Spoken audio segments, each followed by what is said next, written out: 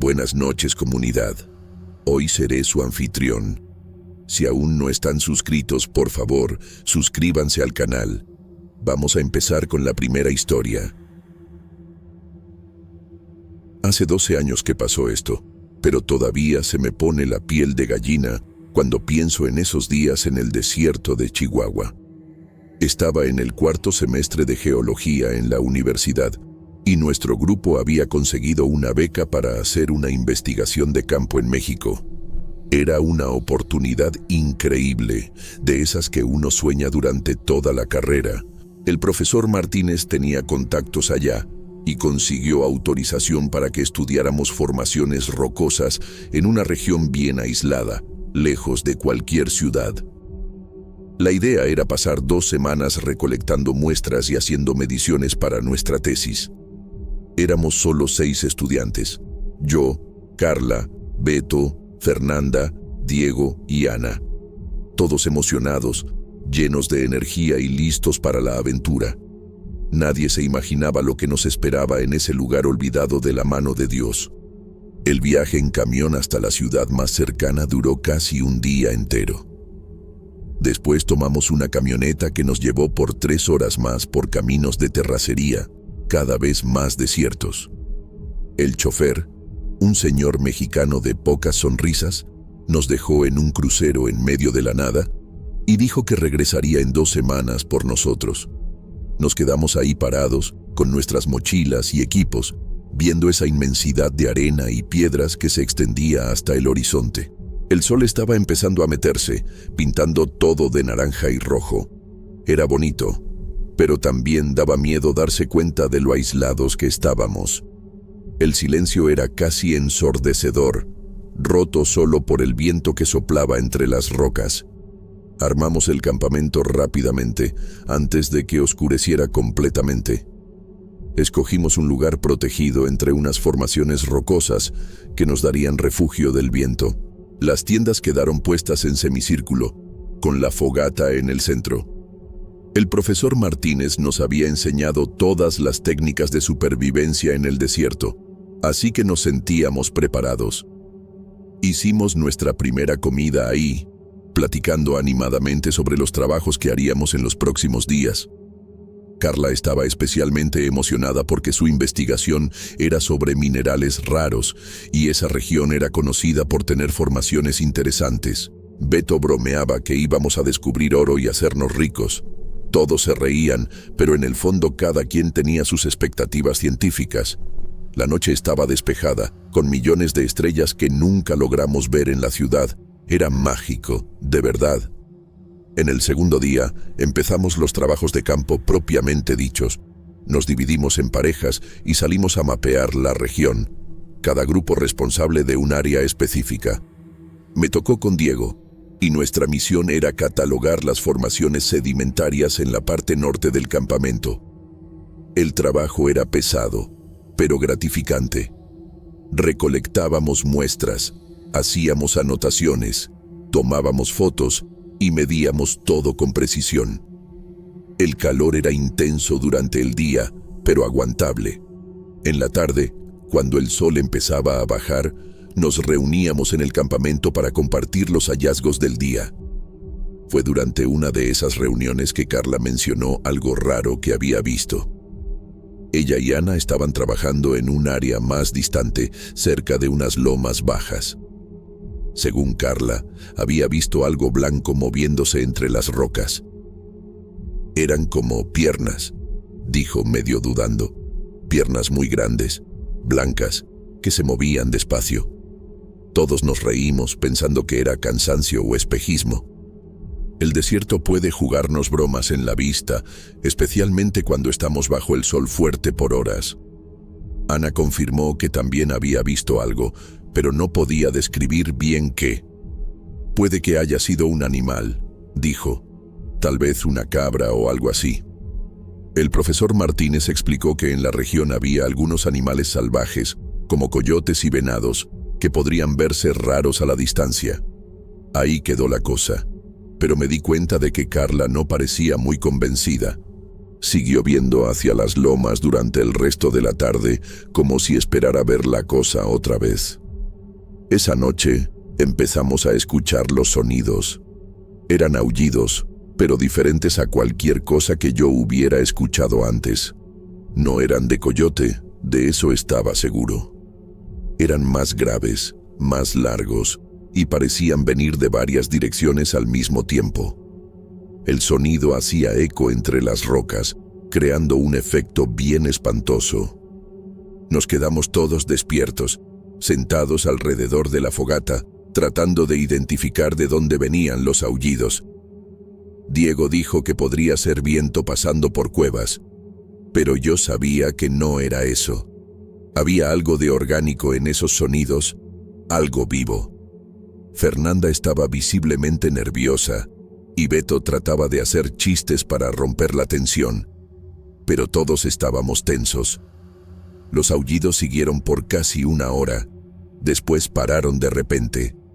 El silencio que siguió fue aún más perturbador que los propios sonidos. En la mañana siguiente, tratamos de racionalizar lo que había pasado. Tal vez sí eran coyotes o algún otro animal que no conocíamos. El desierto tiene su propia vida nocturna, y nosotros éramos visitantes en ese ambiente. Decidimos seguir con el trabajo normalmente, pero todos estaban más alerta. Durante el día, no pasó nada especial. Recolectamos más muestras, hicimos más mediciones, y el trabajo fluyó normal. Pero me di cuenta de que todos volteaban a los lados con más frecuencia, especialmente cuando trabajábamos lejos del campamento. Carla insistía en quedarse siempre en pareja, nunca alejándose mucho de la compañera. Yo mismo me caché varias veces parando el trabajo para escuchar si había algún sonido raro. El desierto durante el día parecía inofensivo, pero el recuerdo de los aullidos nocturnos nos tenía a todos en estado de alerta. Cuando regresamos al campamento al final de la tarde, decidimos que haríamos turnos de vigilancia durante la noche. La segunda noche fue cuando las cosas realmente se pusieron raras. Yo estaba en el primer turno de vigilancia con Ana. De las 10 de la noche hasta medianoche, nos quedamos sentados cerca de la fogata, platicando bajito para no despertar a los demás. Como a las 11:30, empezamos a escuchar los aullidos otra vez. Esta vez parecían más cerca, más intensos. Ana me agarró del brazo y señaló hacia una dirección. «Mira allá», susurró. Yo miré, pero no vi nada más que sombras y rocas. Los aullidos pararon y nos quedamos en silencio absoluto por unos minutos. Entonces Fernanda y Beto, que estaban en el turno siguiente, salieron de sus tiendas. Se habían despertado con el ruido y vinieron a relevarnos más temprano. Ana y yo nos fuimos a dormir, pero yo me quedé despierto por un buen rato, escuchando cualquier ruido que pudiera venir de afuera. Debían ser como las 2 de la mañana cuando escuché a Fernanda llamando bajito. «Gente, necesitan ver esto». Salí de la tienda junto con los demás y Fernanda estaba parada, señalando hacia las lomas donde Carla había visto las piernas el día anterior. Al principio no vi nada, pero después mis ojos se acostumbraron a la oscuridad. Ahí estaba, algo blanco, alto, moviéndose lentamente entre las rocas. Eran realmente como piernas, 2 columnas blancas que se movían de forma rara, casi flotando. La cosa estaba lejos, pero se podía ver claramente contra el fondo oscuro de las piedras. Nos quedamos todos paralizados, viendo esa aparición bizarra. Beto susurró, «¿Qué chingados es eso?». Nadie respondió porque nadie sabía. La cosa se movió por unos minutos, después desapareció detrás de una formación rocosa. Pasamos el resto de la noche despiertos, discutiendo lo que habíamos visto. Las teorías variaban desde animales desconocidos hasta fenómenos ópticos causados por la luz de la luna. Pero todos sabíamos que aquello no era normal. Carla estaba aliviada de haber sido validada. Realmente había visto algo raro. El profesor Martínez trataba de mantener la calma científica, sugiriendo que hiciéramos una investigación adecuada al día siguiente. «Vamos hasta allá con equipos», dijo. «Si hay algo, lo vamos a documentar bien». Pero me di cuenta de que hasta él estaba alterado. Sus ojos tenían una expresión que nunca le había visto antes, una mezcla de curiosidad científica y miedo primitivo. Decidimos que al día siguiente iríamos en grupo hasta el lugar donde la cosa había aparecido. Cuando amaneció, nos preparamos para la expedición. Llevamos cámaras, linternas, equipos de medición y hasta una videocámara que Diego había traído para documentar el viaje. Caminamos hacia las lomas, todos juntos. Nadie se quiso quedar atrás. El lugar quedaba como a 20 minutos de caminata de nuestro campamento. Cuando llegamos ahí, empezamos a buscar cualquier señal de lo que habíamos visto la noche anterior. Buscamos huellas, pelos, excremento, cualquier evidencia de que un animal había pasado por ahí. El terreno era rocoso, pero había algunas áreas con arena donde las huellas serían visibles. Revisamos cada rincón, cada grieta en las rocas, cada sombra que pudiera esconder alguna pista. Por una hora, no encontramos absolutamente nada. Fue Ana quien encontró las primeras marcas. Estaba examinando un área más arenosa cuando gritó para llamar nuestra atención. «Aquí, hay algo aquí». Corrimos hacia ella y vimos las huellas, si es que se podían llamar así. Eran marcas circulares en el suelo, enormes, como de medio metro de diámetro cada una. No parecían huellas de animal. Eran más como impresiones redondas, como si algo muy pesado hubiera presionado el suelo. Había una secuencia de ellas, formando un rastro que seguía en la dirección donde habíamos visto a la criatura moverse. Tomamos fotos desde todos los ángulos, hicimos mediciones precisas, recolectamos muestras del suelo. El profesor Martínez estaba fascinado, pero también visiblemente perturbado. «Y nunca había visto algo así», murmuró, examinando las marcas con una lupa. Las impresiones eran perfectamente circulares, sin ninguna marca de garra o pezuña. Pasamos el resto de la mañana documentando las huellas y explorando el área alrededor. Encontramos algunas marcas más esparcidas, siempre con el mismo patrón circular. Algunas eran más hondas que otras, como si el peso de la criatura variara mientras se movía. No había ninguna otra señal, ningún pelo, ninguna marca de rasguño en las rocas. Nada que indicara qué tipo de animal podría haber hecho eso. El rastro de huellas simplemente terminaba en un área rocosa donde no era posible dejar marcas. Era como si la cosa hubiera simplemente desaparecido en el aire. Regresamos al campamento a principios de la tarde, todos en silencio, procesando lo que habíamos descubierto. Teníamos evidencia física ahora, pero eso solo hacía el misterio aún más grande. Esa tarde, decidimos organizar mejor nuestra investigación. Dividimos las tareas. Algunos se quedarían responsables de analizar las fotos y mediciones. Otros montarían un esquema de vigilancia más eficiente para la noche.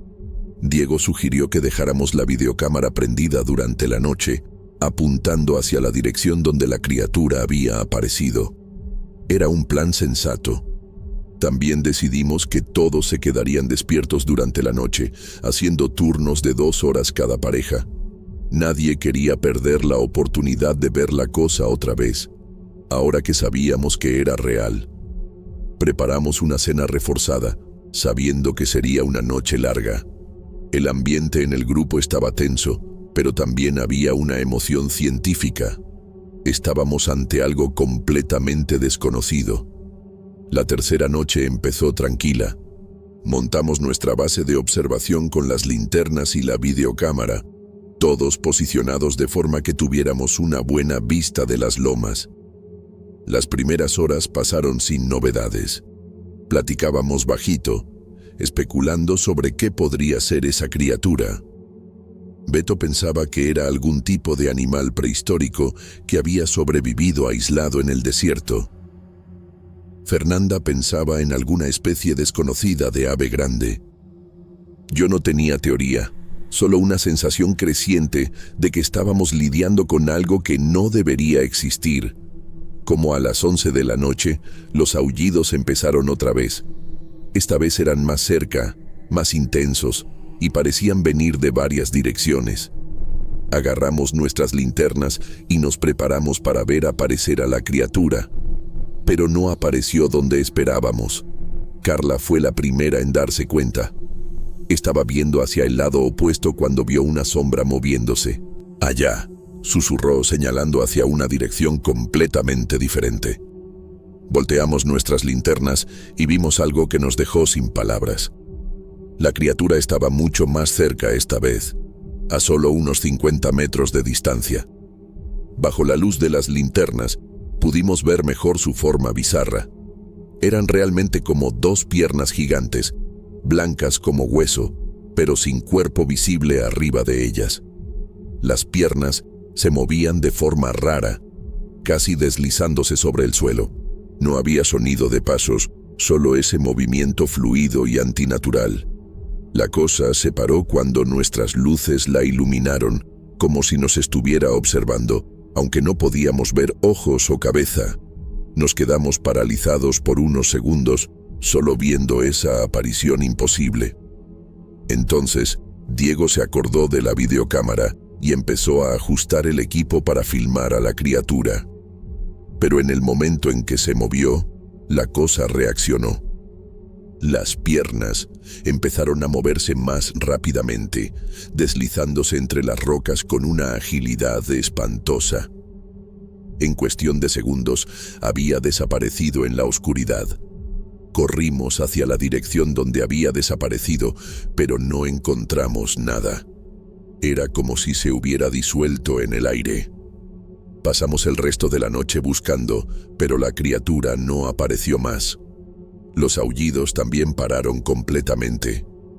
El silencio del desierto regresó, pero ahora parecía amenazador, como si algo nos estuviera observando desde las sombras. En la mañana siguiente, regresamos al lugar donde habíamos visto a la criatura la noche anterior. Buscamos nuevas huellas, pero no encontramos nada.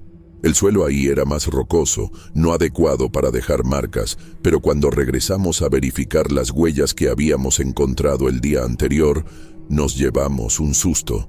Habían desaparecido completamente. La arena estaba lisa, como si nunca hubiera sido perturbada. No había ninguna señal de las marcas circulares que habíamos fotografiado y medido cuidadosamente. Verificamos nuestras cámaras. Las fotos todavía estaban ahí, comprobando que no habíamos imaginado todo. Pero las huellas físicas simplemente ya no existían. Era imposible, pero estaba pasando. El profesor Martínez estaba visiblemente alterado. «Esto no tiene sentido», repetía, viendo las fotos en la pantalla de la cámara y después el suelo liso. El descubrimiento de que las huellas habían desaparecido cambió completamente el ambiente del grupo. Ya no estábamos lidiando solo con un animal desconocido. Estábamos ante algo que desafiaba las leyes de la física. ¿Cómo pueden las huellas simplemente desaparecer? Algunos empezaron a cuestionar si realmente habíamos visto lo que pensábamos haber visto, pero las fotos estaban ahí, y todos nosotros habíamos visto a la criatura la noche anterior. Diego verificó la videocámara, pero había dejado de funcionar en medio de la noche. La batería se había acabado exactamente en el momento en que la criatura apareció. Era mucha casualidad. La tensión en el grupo estaba aumentando. Ana sugirió que tal vez deberíamos terminar la expedición más temprano. «Esto no es normal», dijo. «Tal vez no deberíamos estar aquí». Pero el profesor Martínez insistió en que nos quedáramos. «Somos científicos», dijo. «No podemos huir de algo solo porque no lo entendemos». Decidimos dar una oportunidad más, quedarnos una noche más, para tratar de documentar a la criatura adecuadamente. Pero todos estábamos nerviosos. Durante el día, trabajamos cerca del campamento. Nadie se quiso alejar mucho. Carla estaba especialmente tensa. siempre volteando por encima del hombro. Beto había parado de hacer chistes.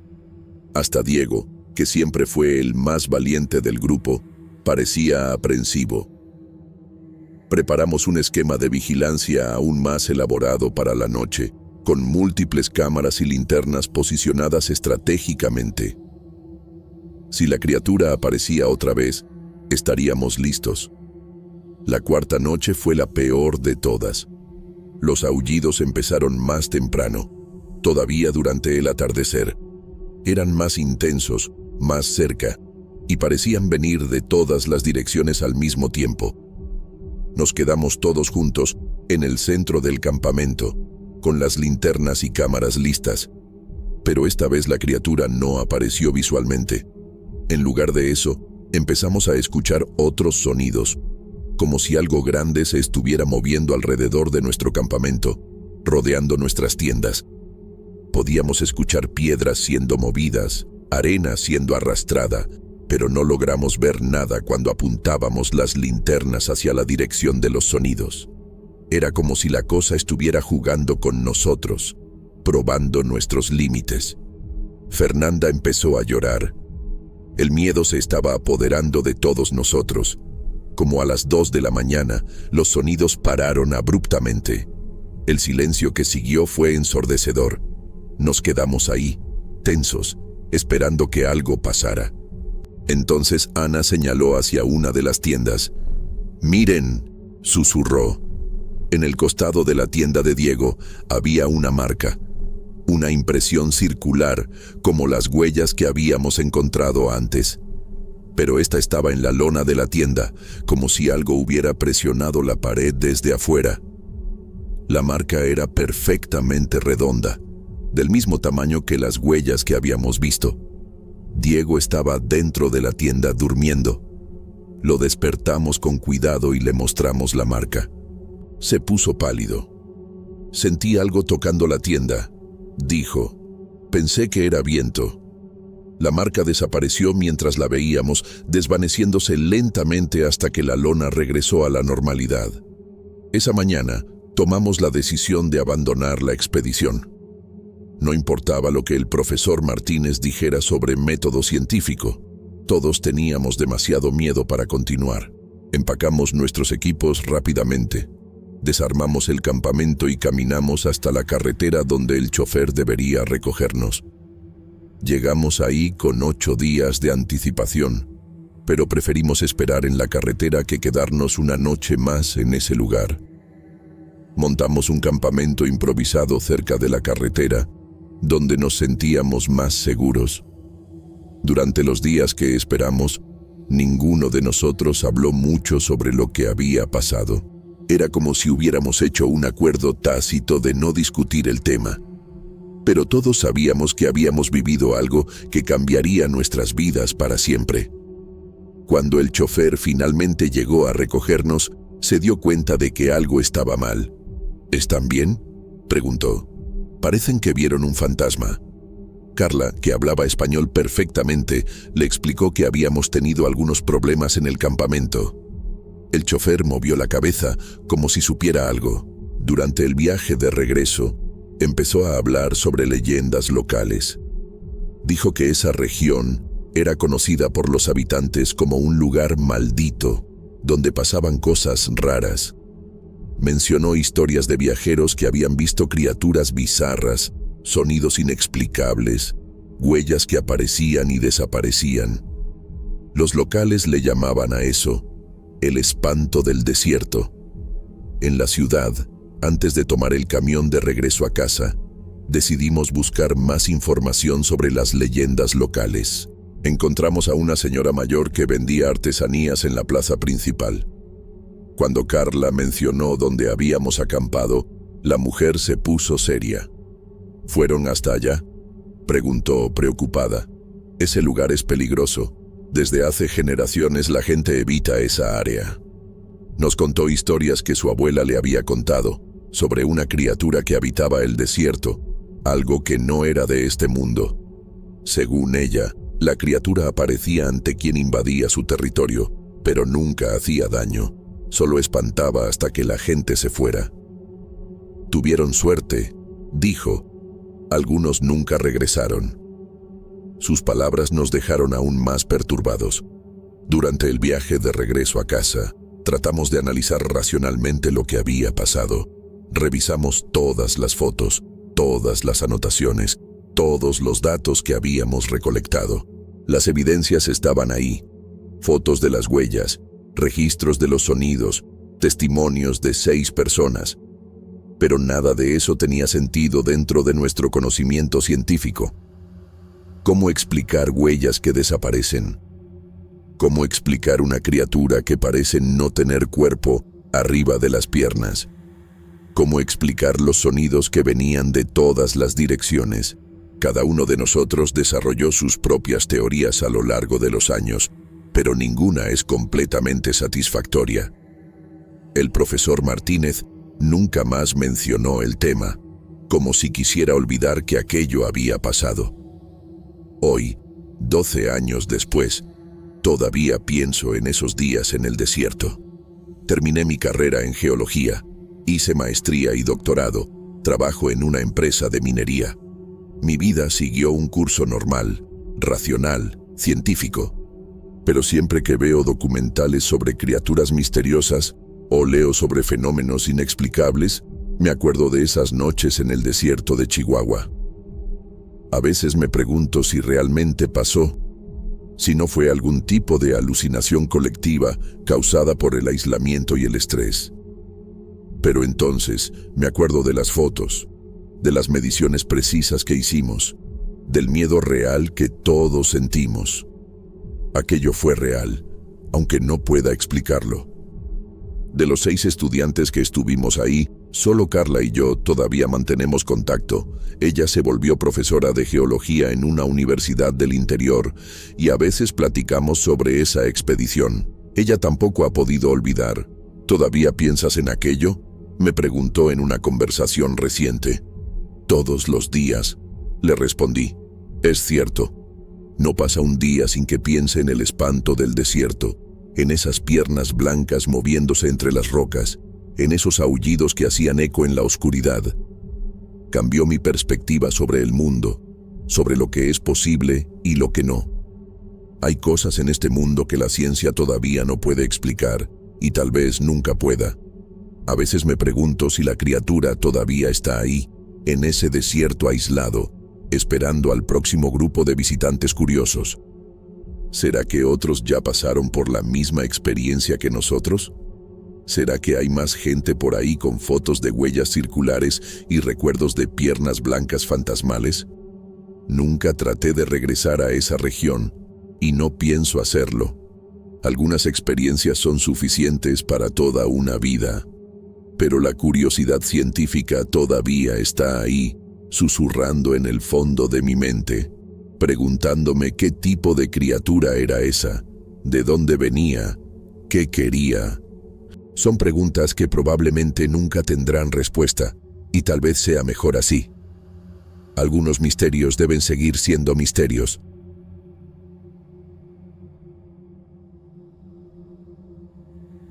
Buenas noches. Pasó hace más de 30 años, cuando yo tenía como 12 años, pero me acuerdo de cada detalle como si fuera ayer. Mi primo Diego había desaparecido por unas semanas y toda la familia estaba preocupada porque él no era de desaparecer así. Cuando por fin apareció en la casa de nuestros bisabuelos, en un pueblito perdido del interior, yo sabía que algo estaba muy mal con él. La forma en que llegó, la expresión en la cara, todo me daba una sensación fea que no podía explicar. Era como si hubiera visto algo que no debería haber visto, ¿sabes? Yo era nomás un niño, pero podía sentir que había algo siniestro pasando. Diego siempre fue el primo mayor que yo admiraba, ese tipo padre que todo mundo respetaba. Tenía como 25 años en ese entonces, era fuerte, seguro de sí mismo, siempre con una sonrisa en la cara. Pero cuando llegó ese día a la casa de los bisabuelos, parecía un fantasma de sí mismo. Estaba flaco, con ojeras profundas, y tenía una expresión de terror en los ojos que me helaba la sangre. Casi no hablaba. Nomás se quedaba viendo a la nada con esa mirada perdida. Mi bisabuela trataba de que comiera algo, pero casi no tocaba la comida. Cuando alguien le preguntaba dónde había estado, nomás movía la cabeza y cambiaba de tema. Era obvio que algo terrible le había pasado, pero nadie podía sacarle ni una palabra sobre qué era.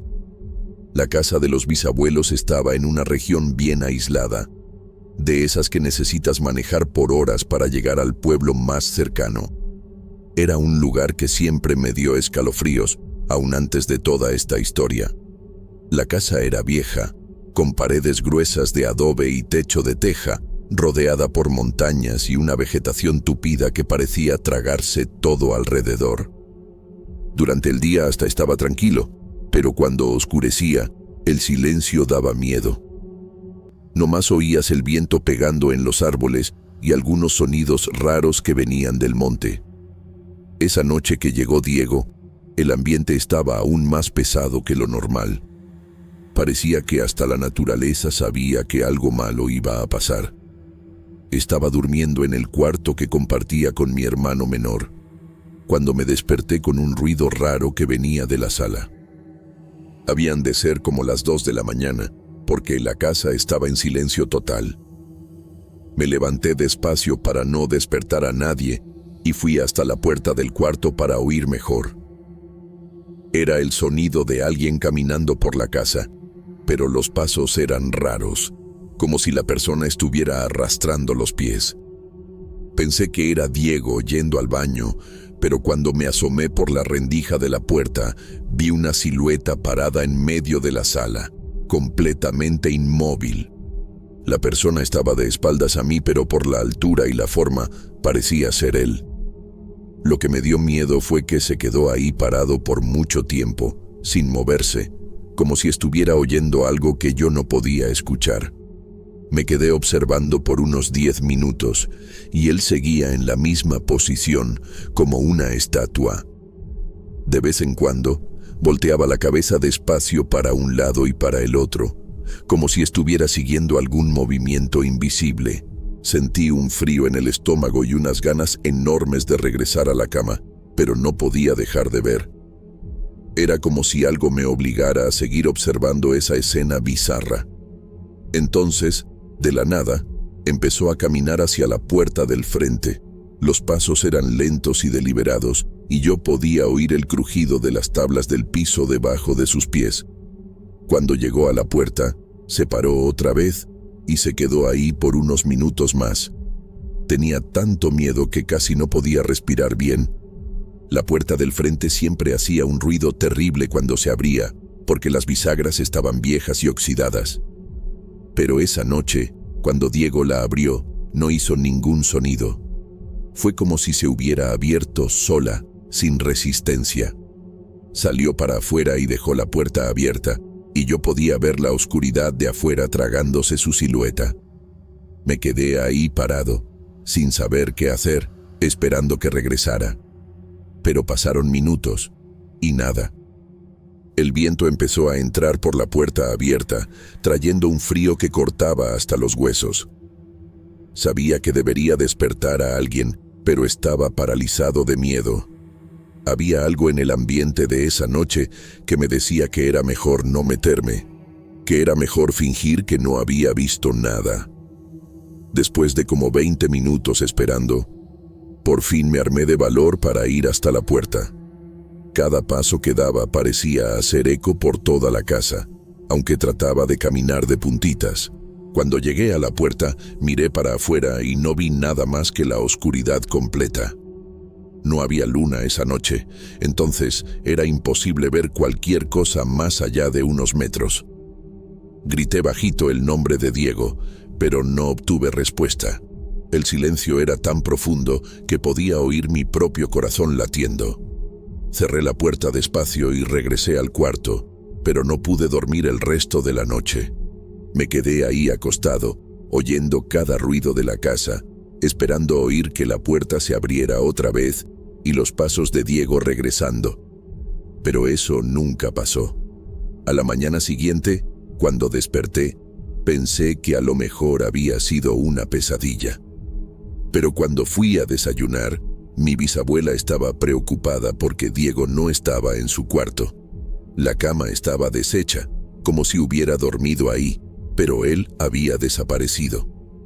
Conté lo que había visto durante la noche, y todo mundo se puso en pánico. Mi bisabuelo salió a buscarlo en los alrededores de la casa, gritando su nombre, pero no encontró nada. No había huellas en la tierra, no había señales de lucha, nada que indicara para dónde se había ido. Era como si hubiera simplemente desaparecido en el aire. Toda la familia se movilizó para buscarlo. Llamaron a la policía, pero nunca encontraron ni un rastro de él. Fue como si la tierra se hubiera tragado a mi primo esa noche. Los días siguientes fueron una pesadilla para toda la familia. La policía vino, hizo preguntas, registró la casa y los alrededores, pero no encontró absolutamente nada. Les pareció raro que no hubiera ninguna huella en la tierra alrededor de la casa, porque había llovido unos días antes y el suelo estaba suave. Cualquier persona que saliera caminando dejaría marcas, pero no había nada. Los policías se quedaron confundidos, porque no tenía sentido que alguien desapareciera sin dejar ni un rastro. Preguntaron si Diego tenía problemas mentales, si usaba drogas, si tenía deudas, pero nadie sabía de nada. Siempre había sido un tipo normal, trabajador, sin meterse en cosas malas. El misterio era total, y eso dejaba a todo mundo aún más desesperado. Me sentía culpable por no haber despertado a nadie cuando lo vi saliendo. Me quedaba pensando que si hubiera gritado, si hubiera llamado a mi bisabuelo, a lo mejor podría haber evitado lo que pasó. Pero al mismo tiempo, había algo en esa noche que me decía que era mejor no meterme, como si fuera peligroso tratar de parar lo que estaba pasando.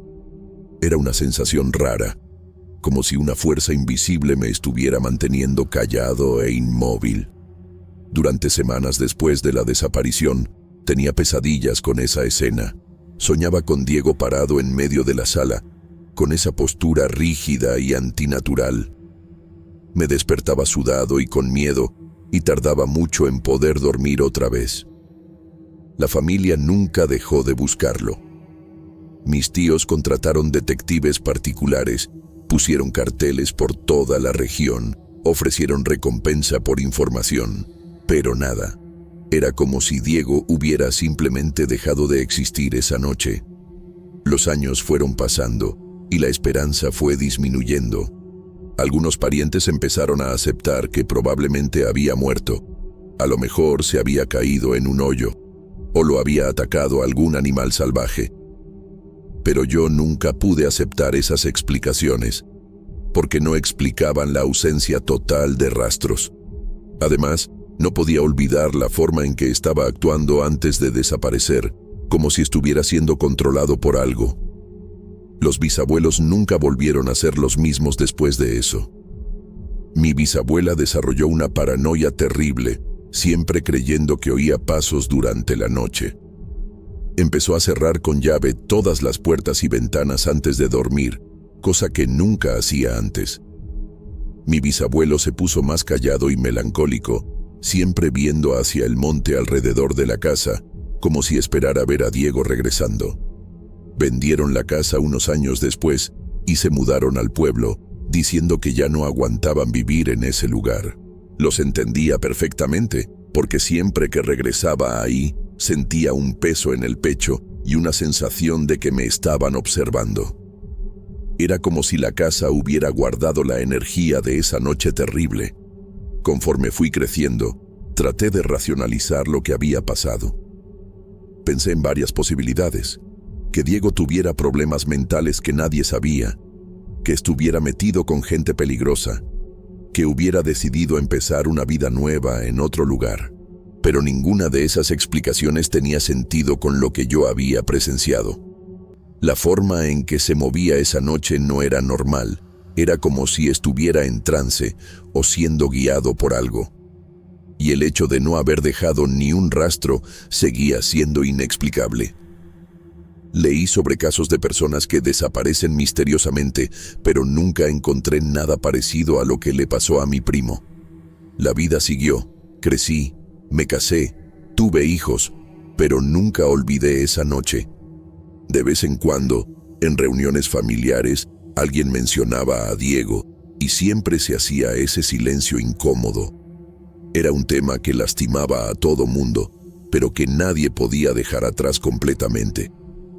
Mi mamá siempre decía que sentía que él todavía estaba vivo en algún lugar, que un día iba a regresar a casa. Yo quería creer eso, pero conforme pasaban los años, parecía cada vez más improbable, hasta que pasó algo que cambió todo y me hizo cuestionar todo lo que creía saber sobre esa noche. Fue hace como 2 años. Yo tenía 45 años y había ido a visitar a unos parientes en una ciudad cerca del antiguo pueblo de los bisabuelos. Estaba caminando por el centro del pueblo cuando vi una figura familiar del otro lado de la calle. Mi corazón casi se paró cuando reconocí la cara. Era Diego, exactamente como lo recordaba, con la misma apariencia de cuando tenía 25 años. Estaba parado enfrente de una tienda viendo el aparador y parecía no haber envejecido ni un día. Me quedé paralizado por unos segundos, sin poder creer lo que estaba viendo. Pensé que era alucinación, que mi mente me estaba jugando una broma, pero mientras más lo veía, más seguro estaba de que era él. Cuando por fin pude moverme y crucé la calle corriendo, había desaparecido. Busqué por toda el área, entré a las tiendas, le pregunté a todo mundo si habían visto a un hombre con esa descripción. Algunas personas dijeron que sí, que habían visto a alguien parecido, pero que se había ido caminando hacia la salida del pueblo. Corrí detrás, pero no encontré nada. Me quedé el resto del día buscando, regresé al día siguiente, pero nunca lo volví a ver. Cuando le conté a la familia, algunos pensaron que estaba loco. Otros se ilusionaron de que realmente estuviera vivo. Pero yo sabía que había visto algo que no debería existir. Mi primo, con exactamente la misma apariencia de 30 años atrás.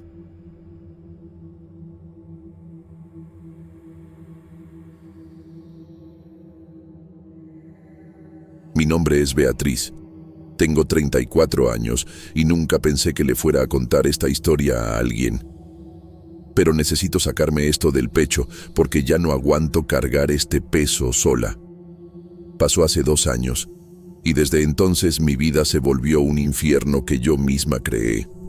A veces me despierto de madrugada sudando frío, pensando si hice lo correcto o si cometí el error más grande de mi vida.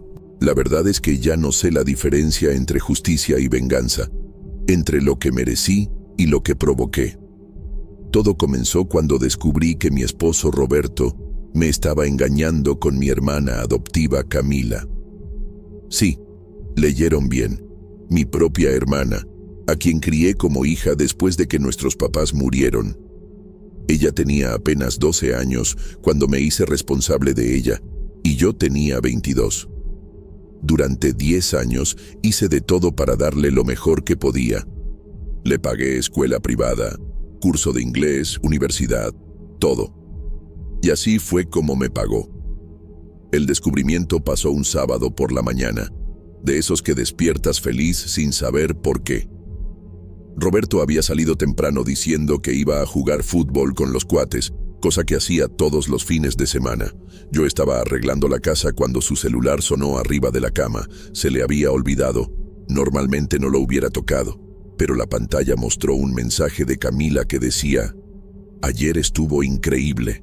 No puedo esperar a verte otra vez». Se me disparó el corazón en ese momento. Abrí los mensajes y vi meses de conversaciones íntimas entre ellos. Fotos, videos, planes para verse mientras yo estaba trabajando. Se burlaban de mí, me decían, pobrecita y ingenua. Roberto decía que yo era latosa y que estaba conmigo solo por comodidad. Camila le contestaba que yo merecía que me engañaran porque siempre fui controladora con ella. Leí todo, cada palabra, cada emoji, cada risa a mis costillas. Me quedé 3 horas sentada en la cama, temblando, releyendo los mensajes. No podía creerlo. Camila vivía a 2 cuadras de la casa, venía a cenar con nosotros todas las semanas. Roberto y yo llevábamos juntos 8 años, casados 5. Yo pensaba que éramos felices.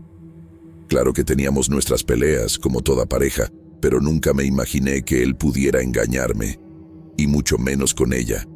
Cuando Roberto regresó del fútbol, fingí que todo estaba normal. Le pregunté cómo había estado el partido, si se había divertido, esas cosas. Me mintió en la cara, sonriendo, diciendo que su equipo había ganado. Esa noche, cuando se durmió, me quedé despierta planeando cómo los iba a enfrentar. Pensé en 1000 escenarios diferentes. Iba a gritar, iba a llorar, iba a correr a los 2 de mi vida para siempre. Pero en el fondo, una parte de mí quería algo más. Quería que pagaran por lo que me hicieron. El lunes le hablé a Camila y quedamos de comer. Vino toda sonriente, me abrazó, me preguntó cómo estaba. Actué normal durante toda la comida, hablando del trabajo, del clima, de tonterías. Solo al final, cuando se estaba yendo, le dije: Camila, se me olvidó contarte. A Roberto se le perdió el celular el sábado y acabé viendo unos mensajes tuyos para él. Mensajes bien interesantes. Se le puso blanca la cara al instante. Tartamudeó. Trató de inventar una excusa, pero yo solo sonreí y le dije: no necesitas explicar nada ahorita. Luego platicamos. Se fue corriendo, literalmente corriendo. Esa noche, Roberto llegó a casa nervioso, diciendo que necesitábamos platicar. Lo dejé hablar primero. Confesó todo, pidió perdón, dijo que había sido un error, que no significaba nada. Mintió hasta el final, porque yo sabía por los mensajes que estaban planeando irse a vivir juntos. Cuando terminó de hablar, solo le dije: quiero que te salgas de la casa mañana, y nunca más quiero verte a ti ni a ella en mi vida. Pero no fue suficiente. En los días siguientes, el coraje solo crecía. No podía dormir, no podía comer, no podía trabajar bien. Me quedaba imaginándome a los 2 juntos, riéndose de mí, haciendo planes para su futuro. Roberto me hablaba todos los días pidiendo una segunda oportunidad, diciendo que me amaba. Camila me mandaba mensajes llorando, diciendo que estaba arrepentida, que no sabía qué le había dado, pero yo sabía que era pura mentira. Solo tenían miedo de las consecuencias, no estaban arrepentidos de verdad. Fue cuando mi vecina, doña Francisca, una señora de 70 años que siempre ha sido muy cercana a mí, vino a tomar un café a la casa. Se dio cuenta de que estaba mal e insistió en que le contara qué estaba pasando. Cuando terminé de contarle todo, se quedó callada un rato. Después dijo: mija, algunas personas solo aprenden cuando la vida les enseña a su manera. Si quieres, conozco a alguien que te puede ayudar. Le pregunté qué quería decir y me habló de doña Mercedes. Doña Mercedes era una señora boliviana que vivía en el barrio desde hacía más de 30 años. Doña Francisca dijo que ella sabía de cosas y que mucha gente ya la había buscado cuando la justicia común no resolvía los problemas. Yo nunca creí mucho en esas cosas. Siempre fui una persona racional, católica, que va a misa todos los domingos. Pero en ese momento estaba tan desesperada, tan lastimada, que me aventaría a cualquier cosa. Doña Francisca me dio la dirección y me dijo que lo pensara bien antes de ir, porque algunas puertas, cuando se abren, ya no se cierran. Pensé durante 3 días, traté de rezar, traté de perdonar, traté de seguir adelante, pero el coraje era más fuerte. Cada vez que cerraba los ojos, los veía juntos. Cada vez que pasaba por la calle y veía una pareja feliz, pensaba en cómo habían destruido mi felicidad. Al final de la semana, Agarré la dirección y fui a la casa de doña Mercedes. Era una casa sencilla, pintada de azul, con un jardín lleno de plantas que nunca había visto antes. Doña Mercedes me recibió como si ya me estuviera esperando. Era una mujer pequeña, como de 60 años, con el pelo canoso recogido en un chongo y ojos muy oscuros. Me ofreció un té de hierbas y me hizo sentar en una mesa redonda en medio de la sala. Sin que yo dijera nada, empezó a hablar de traición, de dolor, de cómo algunas personas cargan el mal dentro del corazón. Dijo que podía sentir mi coraje, que estaba quemando por dentro y que, si no hacía nada, me iba a consumir. Me preguntó si realmente quería que pagaran por lo que hicieron. Le dije que sí, que quería justicia. Sonrió de una manera extraña y dijo: «Justicia es una cosa, mija. Venganza es otra. ¿Estás segura de lo que quieres?» No dudé. Dije que quería que sufrieran como yo estaba sufriendo, que quería que perdieran todo como yo perdí. Doña Mercedes asintió y dijo que me podía ayudar, pero que necesitaba estar segura completamente, porque lo que se manda al mundo regresa 3 veces más fuerte. Me explicó que necesitaría algunas cosas personales de ellos: cabello, una foto, algo que usaran siempre. Dijo que el ritual tardaría 7 días en hacer efecto, pero que cuando lo hiciera sería definitivo.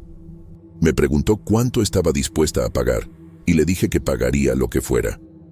Pidió 500 pesos y dijo que debería regresar el viernes a medianoche, trayendo las cosas que me pidió.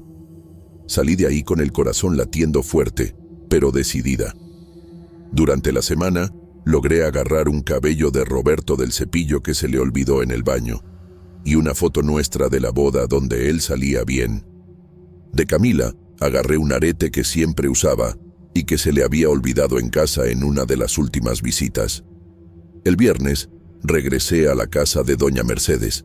Me llevó a un cuartito en la parte de atrás, iluminado solo por velas rojas y negras. Había un altar con santos que no conocía, calaveras, monedas y un olor fuerte de incienso mezclado con algo que no podía identificar. El ritual duró casi 2 horas. Doña Mercedes hablaba en una lengua que no entendía, quemaba las fotos, cortaba los cabellos en pedacitos pequeños y mezclaba todo en un plato de barro. Me hizo repetir algunas frases en español, palabras que no sabía el significado, pero que salían de mi boca como si las conociera desde hace años. Al final, agarró la mezcla y la echó en un fuego pequeño que estaba prendido en la esquina del cuarto. El humo que salió era denso y oscuro, y por un momento juro que vi caras formándose en él. Doña Mercedes dijo que ya estaba hecho, que en 7 días vería los resultados. Me dio una bolsita con hierbas y me dijo que me hiciera un té de eso todas las noches antes de dormir, para protegerme de lo que estaba por venir. Cuando le pregunté qué quería decir con protegerme, solo dijo: «Ya vas a entender». Pagué los 500 pesos y salí de ahí con una sensación extraña, como si hubiera hecho algo que no tenía regreso. Pero también me sentía aliviada, como si finalmente hubiera hecho algo para resolver mi situación. Los primeros días después del ritual fueron normales. Roberto siguió hablándome, Camila siguió mandando mensajes y yo siguió ignorando a los dos. Pero el miércoles, exactamente 7 días después, recibí una llamada de mi cuñada, hermana de Roberto. Estaba llorando, casi no podía hablar. Dijo que Roberto y Camila habían tenido un accidente de carro en la madrugada. Estaban regresando de un motel cuando el carro se derrapó en una curva y se estrelló contra un árbol. Los dos murieron al instante. Cuando colgué el teléfono, me quedé en shock. No podía creer que hubiera funcionado. Parte de mí se sintió feliz. Habían pagado por lo que hicieron. Pero otra parte se asustó. ¿Será que realmente yo había causado eso? ¿Será que era solo coincidencia? Pasé el resto del día en una montaña rusa de emociones. A ratos me sentía vengada, a ratos me sentía culpable. En la noche, Me tomé el té que doña Mercedes me había dado y logré dormir. Pero fue la última noche de sueño tranquilo que tuve en 2 años. En el velorio, fingí estar triste. Abracé a la familia de Roberto, consolé a los papás de Camila, dije que estaba en shock con la noticia, pero por dentro me sentía extraña. No era exactamente felicidad, pero una sensación de que finalmente había hecho justicia. Los miré a los 2 ataúdes y pensé, ahora saben cómo se siente perder todo. Pero cuando llegué a casa esa noche, empezaron las cosas raras. Primero fueron ruidos pequeños, una puerta que se azotaba, pasos en el pasillo, la televisión que se prendía sola. Pensé que sería el viento, problemas eléctricos, esas cosas. Pero conforme pasaron los días, los ruidos se hicieron más intensos. Oía voces susurrando mi nombre, risas bajitas que venían del cuarto que era de Roberto. Una noche, desperté con el olor del perfume de Camila en el cuarto.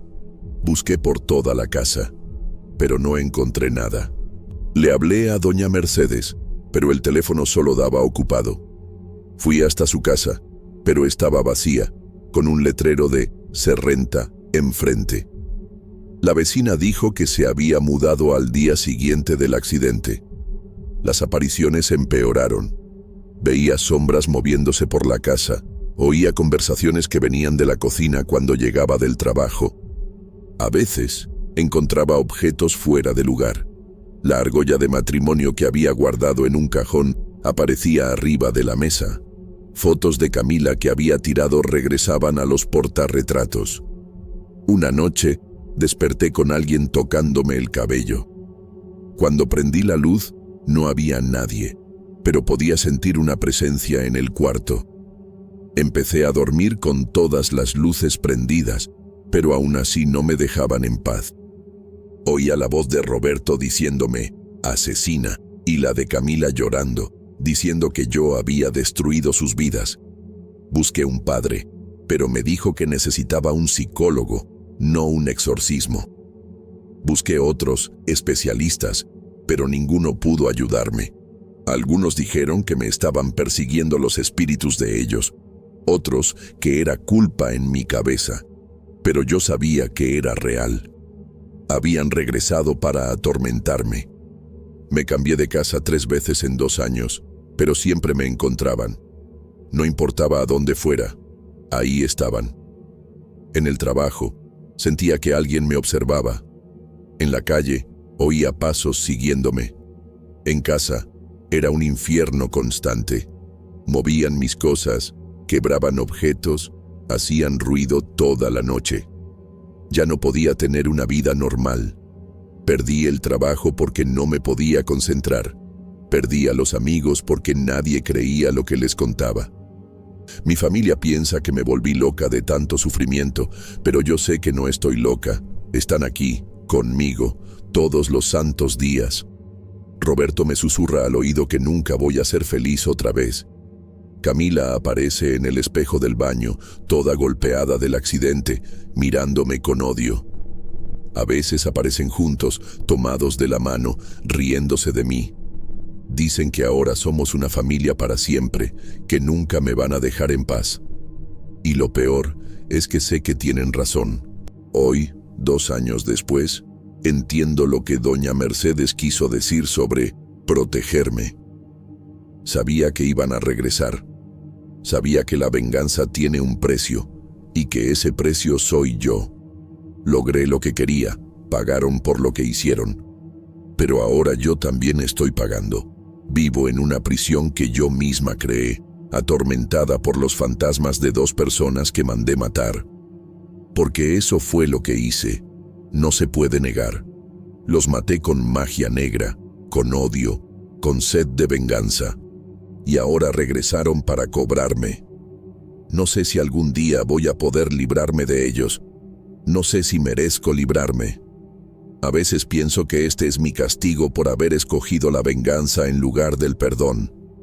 Otras veces pienso que merecían morir y que yo solo hice justicia. Pero al final de cuentas, no importa lo que piense, están aquí y se van a quedar para siempre. Esta es mi historia y por eso nunca más voy a creer en la venganza. Porque la venganza siempre regresa y cuando regresa, trae compañía.